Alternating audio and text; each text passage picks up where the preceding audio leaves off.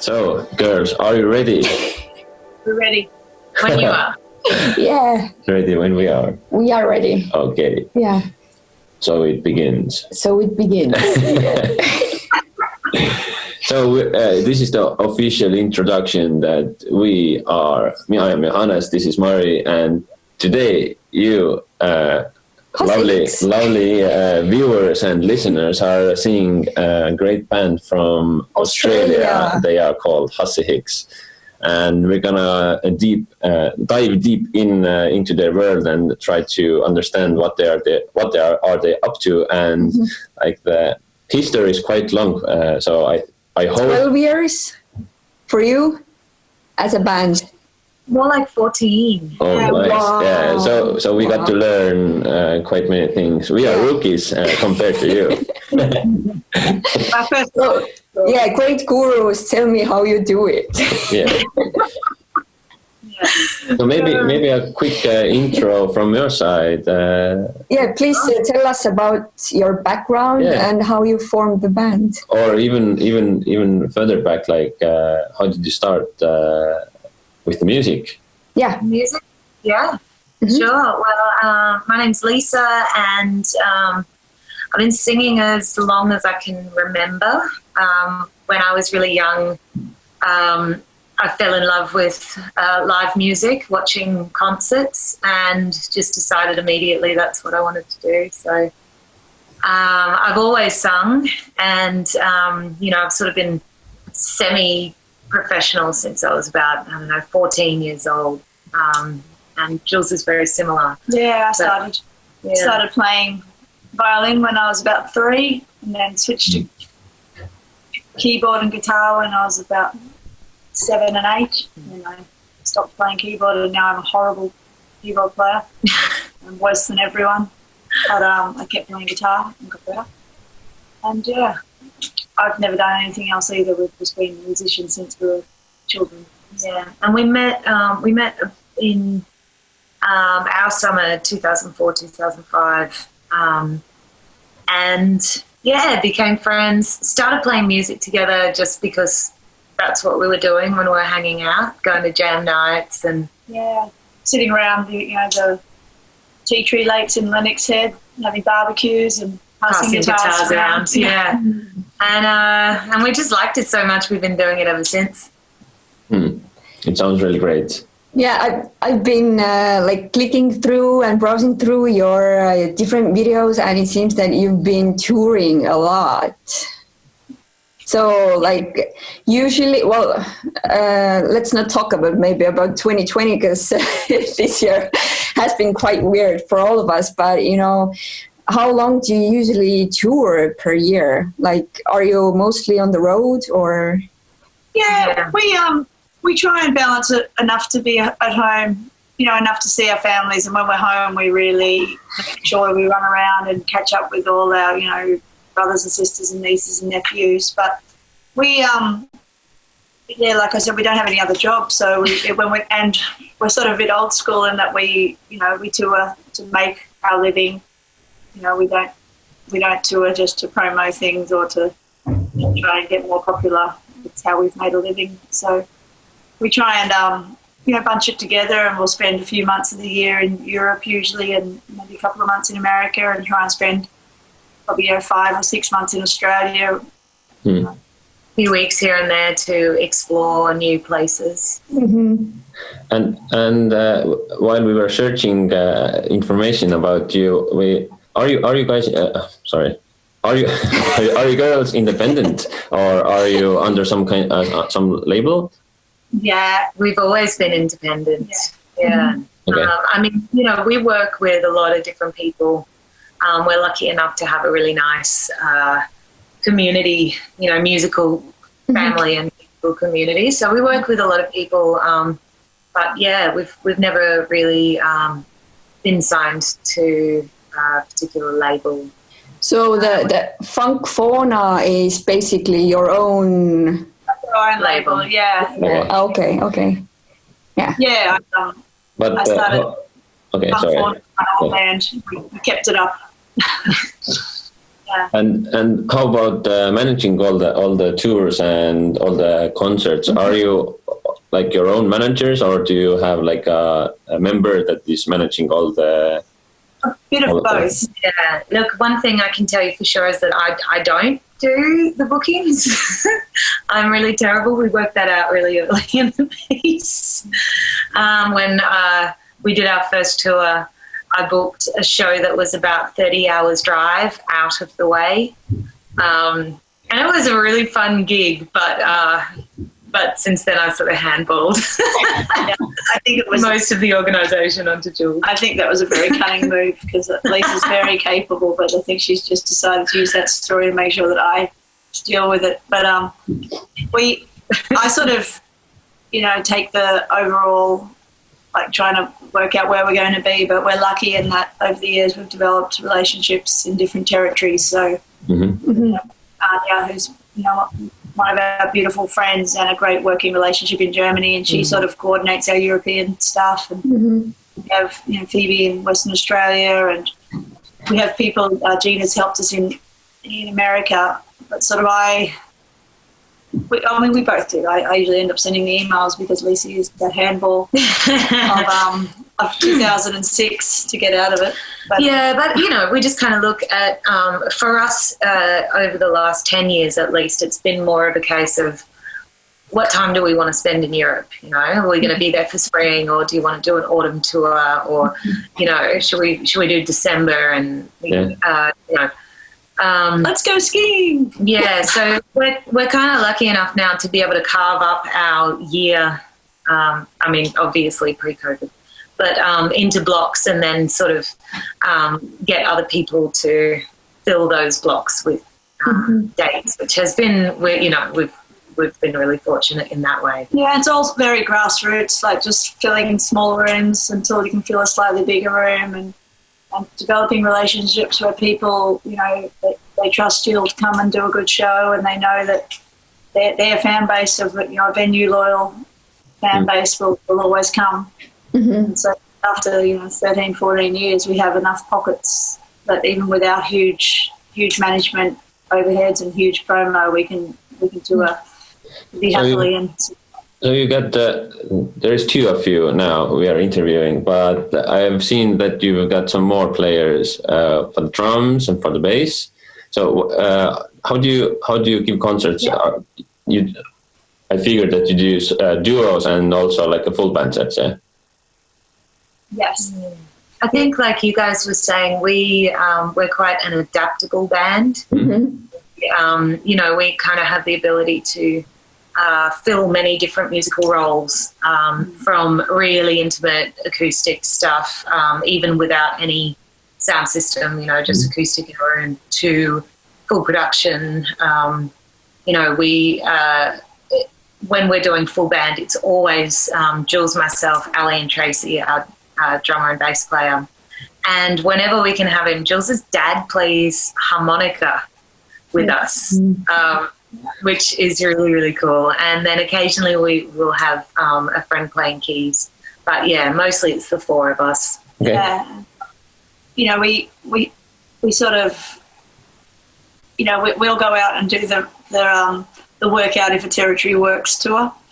Yeah. And then, for many years when we probably the first 5 years, it was mostly us and Tracy, the bass player, would do all the tours. And, yeah, but it's handy, like you say, to be adaptable. We work out what we can do with each trip and bring whoever we can.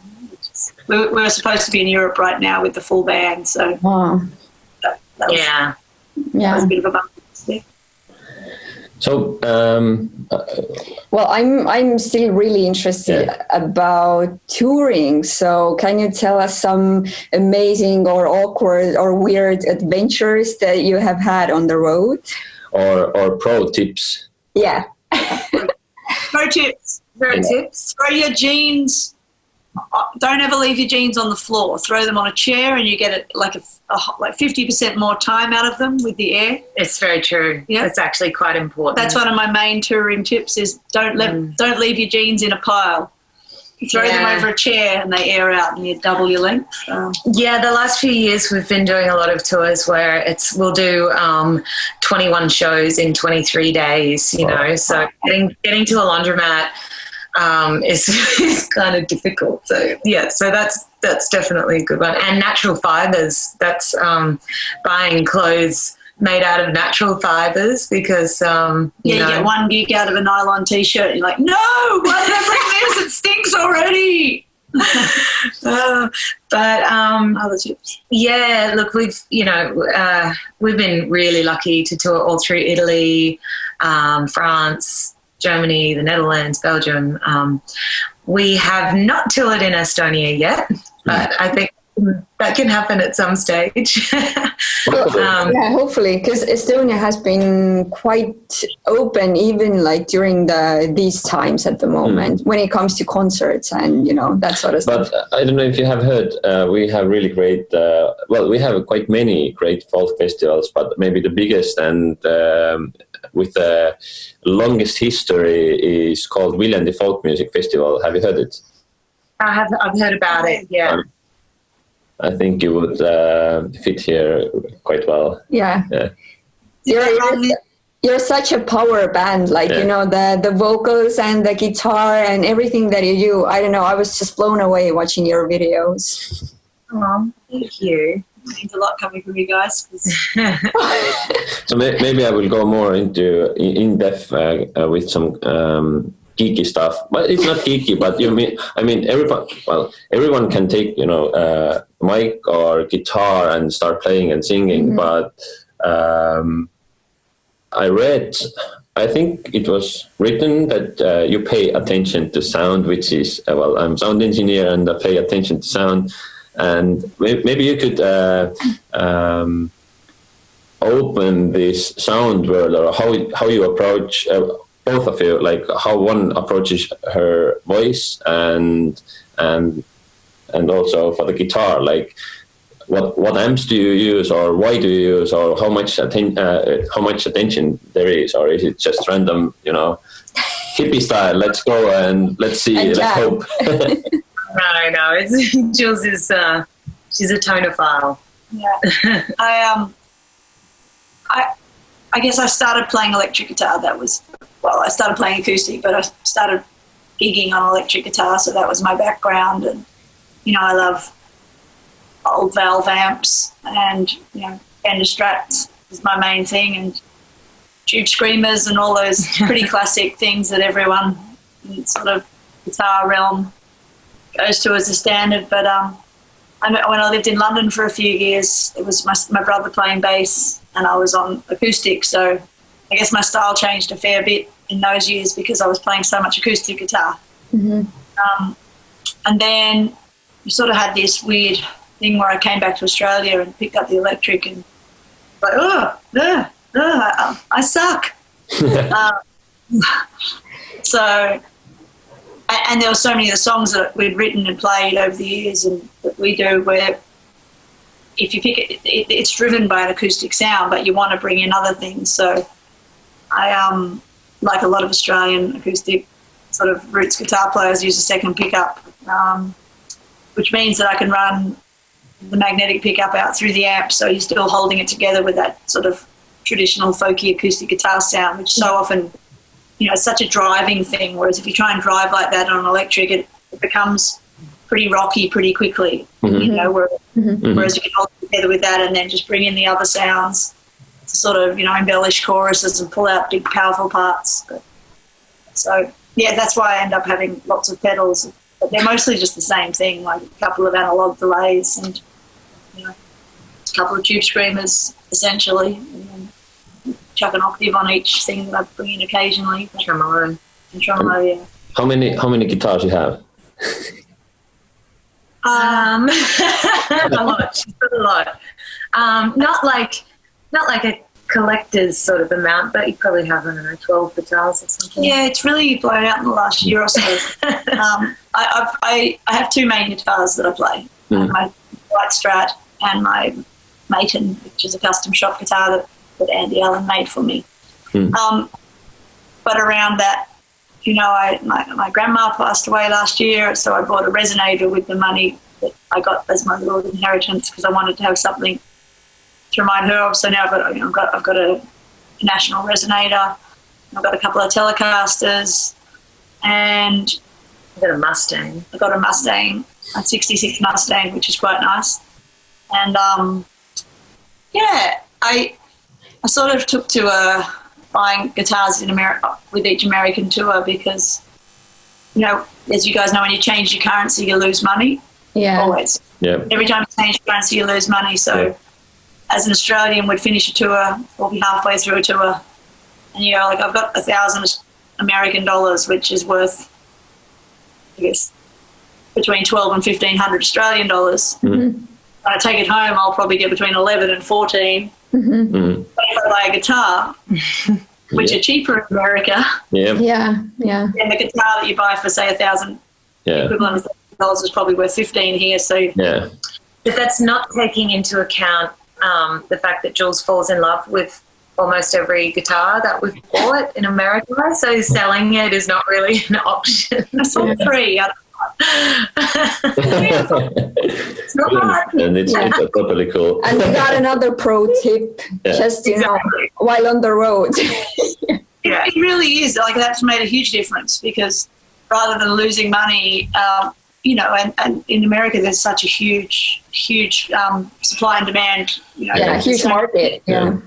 Like, I don't know anything about money markets or share markets, but I know if I see a lovely guitar, I know that if I don't want it, someone else in Australia will, and I'll at least be able to say, not lose the not lose the exchange money and possibly make some. So that's another But have you had any problems flying and like carrying your instruments with and that sort of stuff? Because transportation can be like pretty tricky.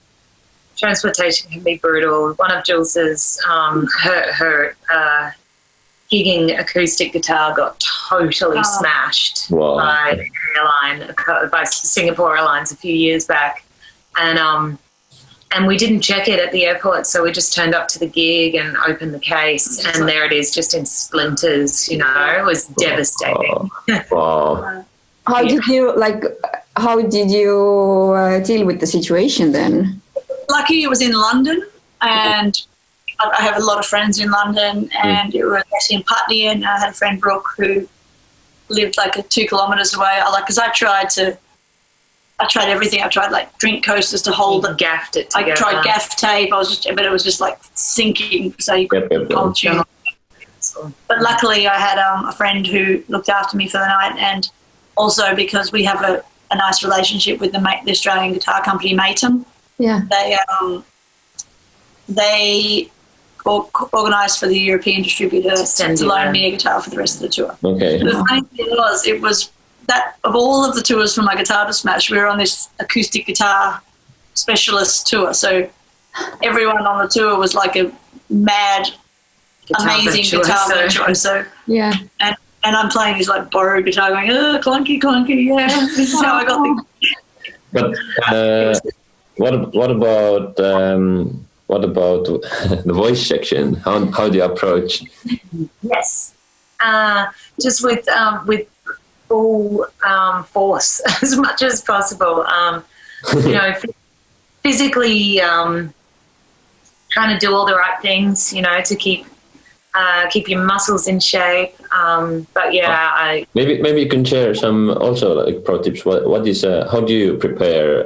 Because Mari also sings, and I think many who are watching this interview would like to. Well, this is a really a topic: how to preserve your voice, how to warm up, and what's your approach? Or how to stay in shape? Yeah. The touring. From a touring aspect, I find there are 2 things that are most important to keeping your vocal health keeping yourself well vocally. One is making sure you get sleep. You know, lack of sleep is really, really difficult to maintain good vocal health. And then drinking heaps of water, hydration. They're sort of the 2 important things. And then, because I don't do all of the things, I don't do my vocal exercises every day. I did when I was in my teenage years, I did all of that. But up until March this year when everything shut down, we were playing, we were doing sort of up to 200 shows a year, or that's sort of roughly where that's pretty intense.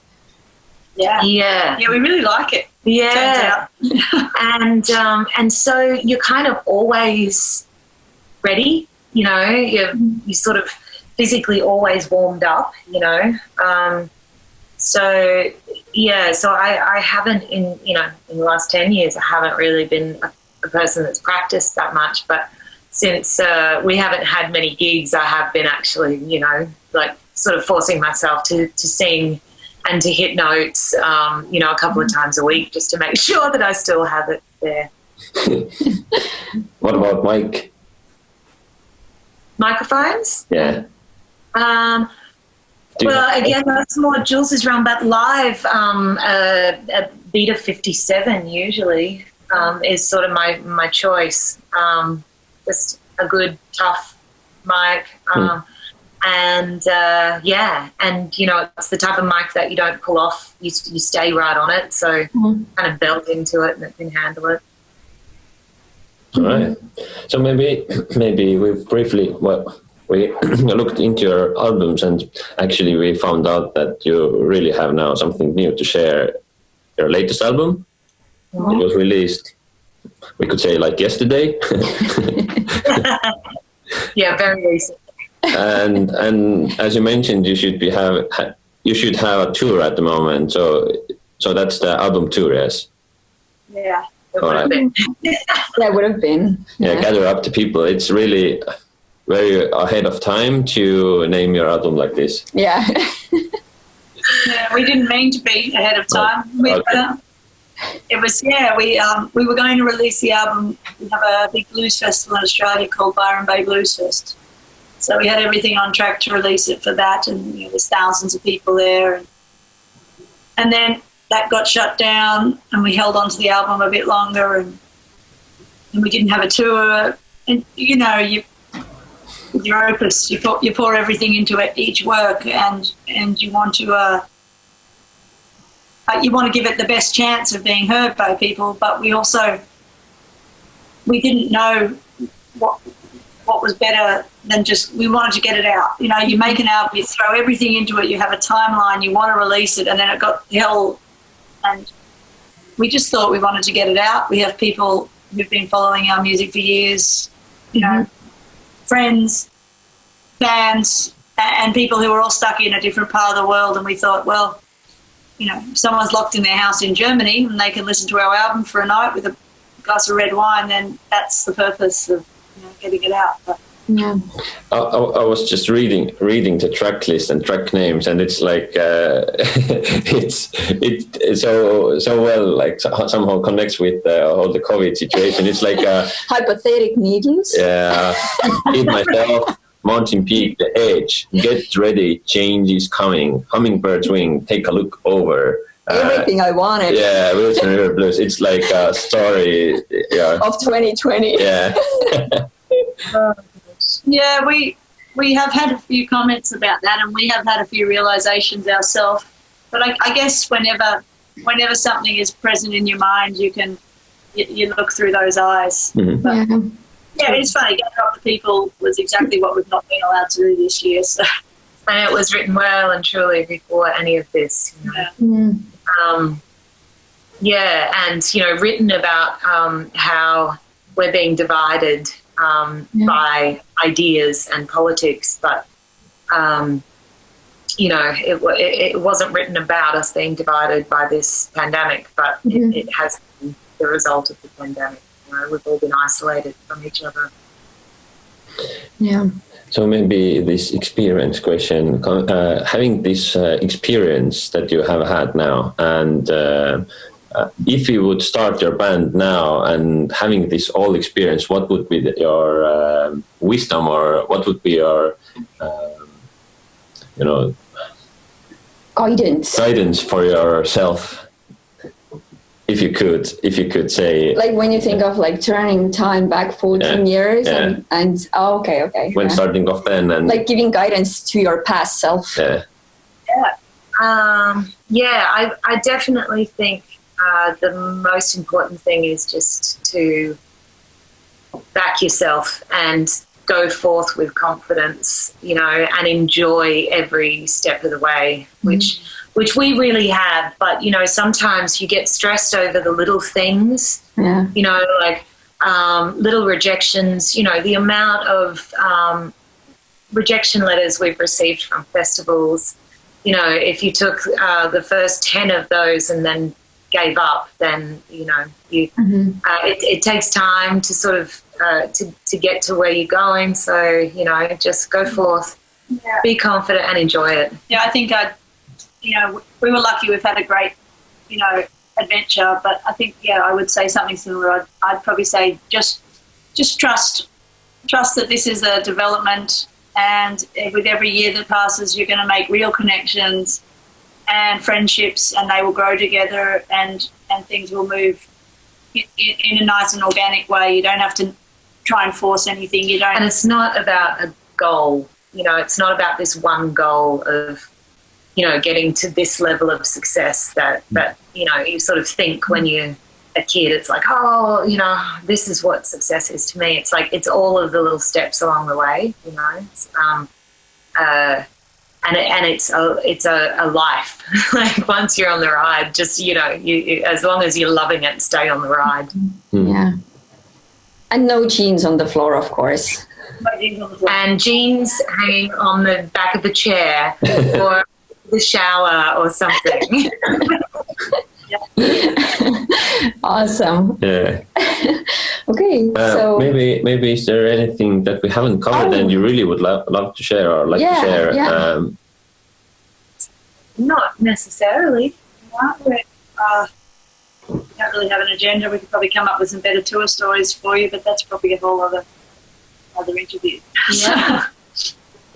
Cool. But actually, there is one question I want to ask. Actually, no, two questions. One is, who are your idols? Oh, yeah. Yeah. Mine are really diverse. Anything from Dolly Parton to Christine and the Queens, to Cyndi Lauper, Etta James. I adore Etta James. I've been inspired by so many wonderful musicians, and I'm constantly coming across amazing people. I think maybe one of my favourite Australian artists at the moment is a woman named Liz Stringer. She's just phenomenal singer-songwriter. And, I love her music. But yeah, loads of stuff. I could be here all day. Jeez. Yeah, I've always been. I've never been a huge record collector myself, but I've always really I've always been pulled in by live music. So most of my influences are people I've been lucky enough to see live. We have great Australian guitar legacy in Tommy and Phil Emmanuel, who I was lucky enough to get to play with Phil for a lot of years, and with Tommy a little bit over the years, and just so they were probably one of my biggest guitar influences. And then just lots of people I've seen along the way. You get inspired by our friend Christy Lee. Is one of the most talented and inspirational people I've ever met.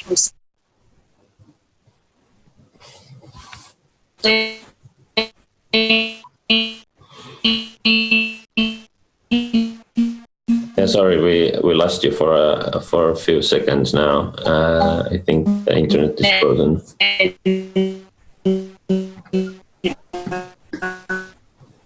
it was a telemarketer trying to sell me life insurance. Sorry. But Sorry, we totally lost you for 20 seconds. The connection went a bit crazy. It's back now? Yeah, it's back now. Yeah. So we lost your 2 sentences.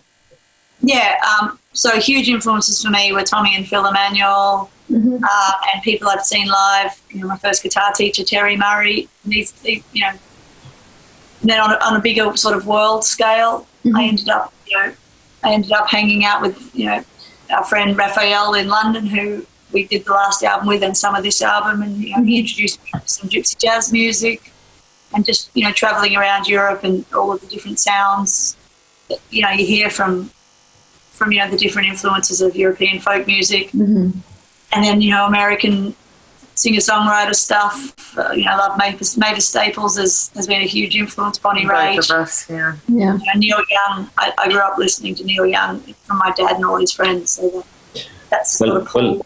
This is there are so many awesome musicians. Yeah, and I think it's definitely something that bands as we and as you should be more sharing with their, let's say with our fans and with their fans, to create posts and talk more about great music that's out there. Yeah, because we would never know those names. Most of them.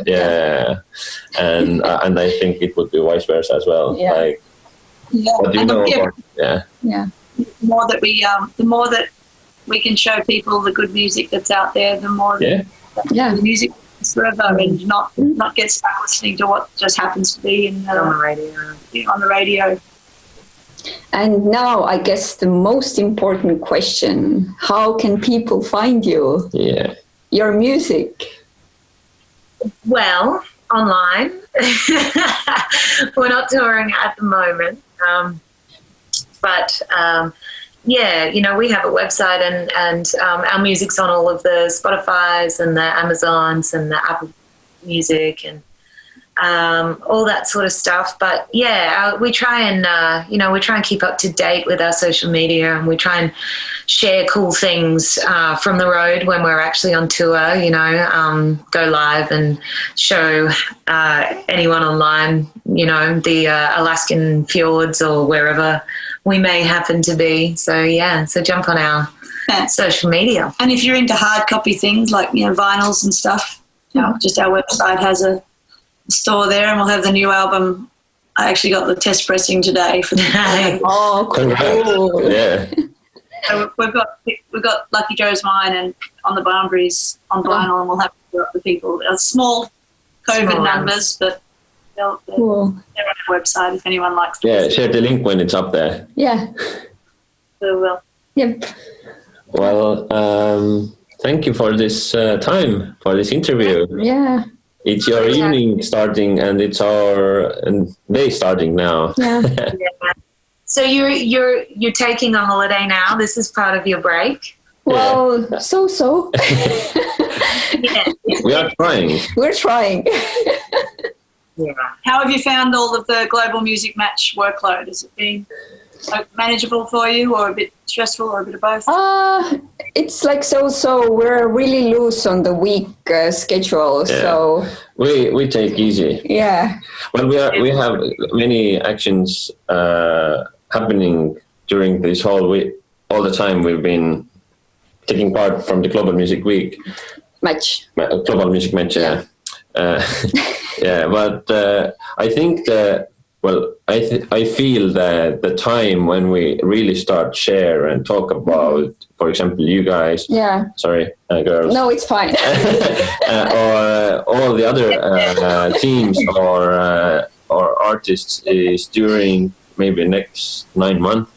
Like I think the impact is going to be like in a really big time span. Yeah. That's what I was saying in the thing last night. It's more like you've said many times, it's more about, the connections you make and the organic, growth of those things, You guys are coming to Australia, you'll hopefully look us up and we'll be able to give you some tips and, loan you a car, whatever it might be. Yeah, totally. Just doing a video thing. So we're going to do now the outro. So, okay. Yeah. So we are cutting from here. So everybody who listened and stayed with this interview, great job that you listened to this, because we are always trying to ask questions what we are really interested in, and hopefully it made sense. And hopefully it was interesting for you as well. Yeah, and if you can't really find them on social media or their webpage, then look just down below. We have in the credits, it's Hussy Hicks webpage, Facebook, and etc. Yep. Yeah. Yeah. That's right. Below. Yeah. And if you have any questions, then of course, shoot up and we'll try to write in the comments. Guys, we'll check it out. If there are any questions for us, we'll try and answer. Yeah. Thank you. This is official cut now. We're now drop the mic. Woo. We can pour a champagne, pour a sparkling wine.